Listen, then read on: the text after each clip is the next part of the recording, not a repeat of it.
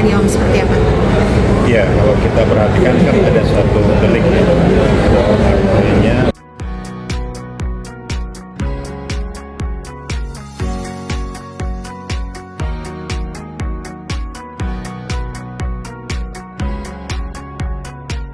bahwa ada satu lapor di dalam suatu perkara yang dilaporkan oleh orang yang menjadi korban. Yang berkaitan dengan ini kan bahwa yang dilaporkan berarti ada suatu produk perjanjian yang dimana di dalam perjanjian itu tidak dilaksanakan, bisa tidak dilaksanakan karena prestasi gagal atau ada penyelundupan hukum. Ketika di dalam siapapun orang mau lapor, maka harus dilanjuti laporan. Kalau tidak dilanjuti oleh lapor tersebut, maka harus dihentikan.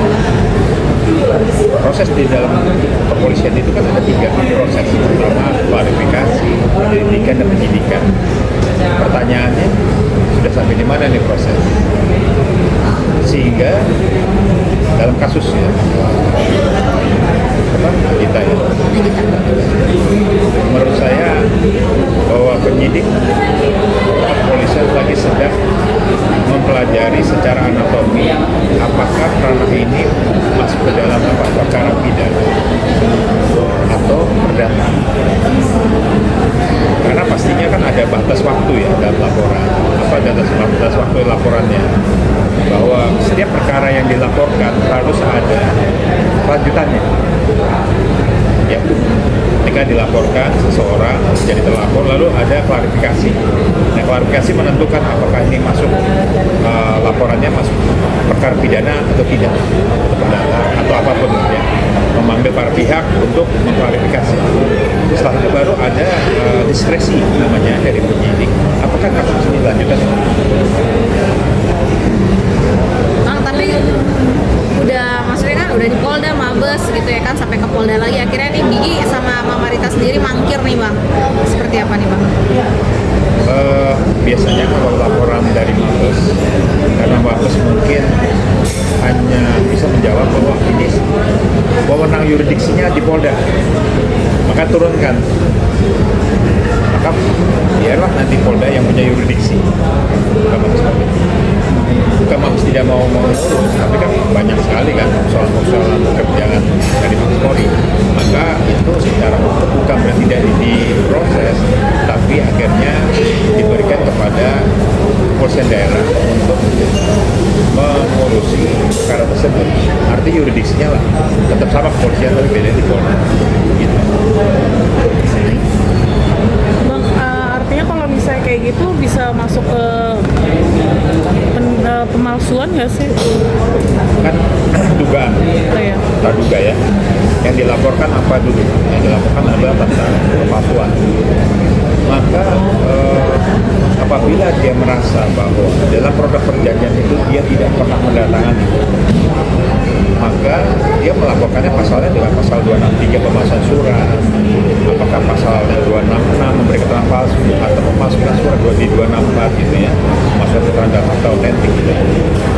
Nah, kalau sudah masuk ke dalam ada suatu laporan pemalsuan surat, maka dia harus membuktikan apa yang dipalsukan, apakah isinya kah, tanda tangan kah. Nah, kalau merasa bahwa saya nggak pernah tanda tangan, nah, terus dibuktikan nanti dalam proses dalam fase-fase penyelidikan, maka nanti ada yang terakhir namanya puslapor. Pusat laboratorium kriminal menentukan apakah tanda tangannya identik atau non identik. Itu menentukan.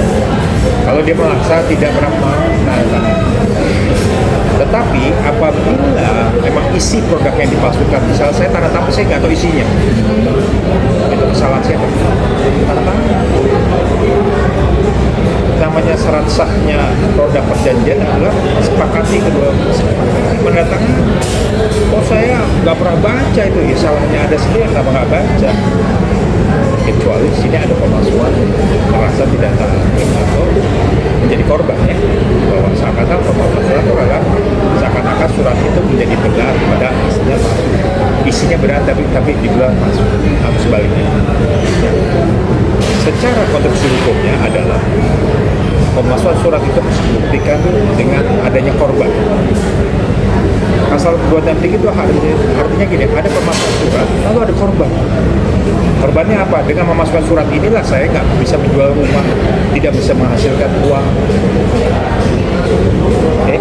Jadi harus dipisahkan. Apa yang dipalsukan? Apakah isinya atau tanda tangan?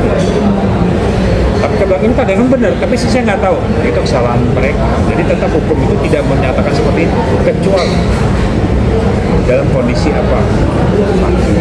Dipaksakan. Mabuk. Mabuk juga. Keadaan yang tadi hilau, lalai, tak mabuk, ya itu kan tadi ya kondisi orang yang tidak pantas untuk cakap dalam rangka perbuatan hukum ya. Tapi andai kata memang ternyata dia menandatangani itu walaupun tidak membaca detail itu, dia bisa membatalkan nggak? Tidak bisa. Pertanyaannya, kalau surat pernyataan ini dibuat dalam keadaan sehat,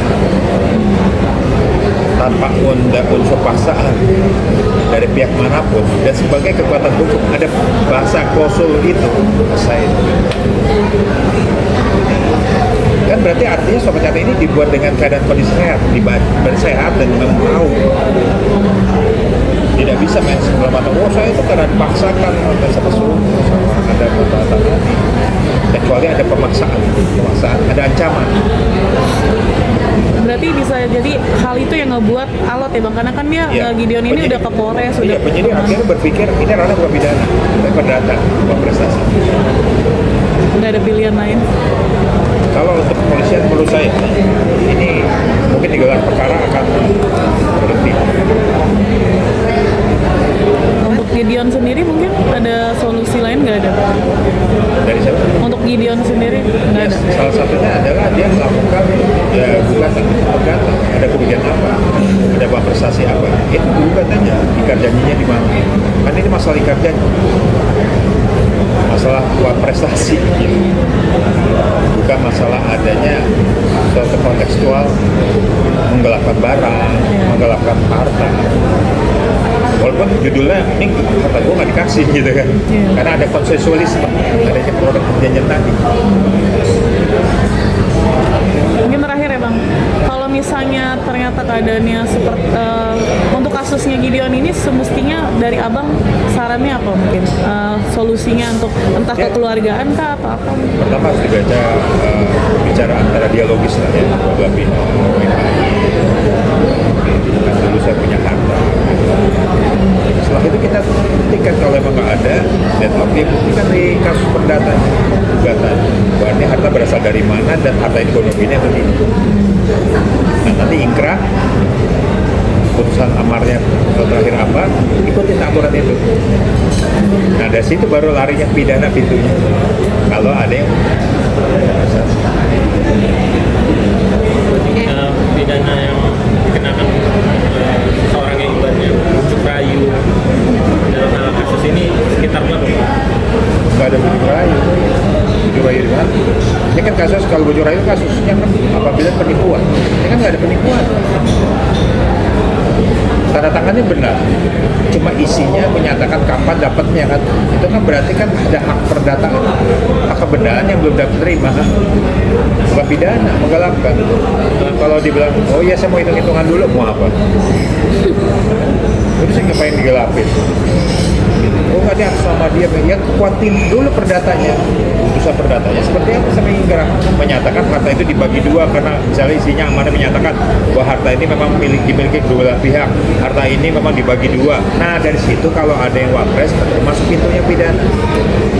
Karena berapa bukan pidana kira-kira kalau bisa? Ya kan macam-macam, kalau penggalapan dalam harta kan enggak, masalahnya kan dua.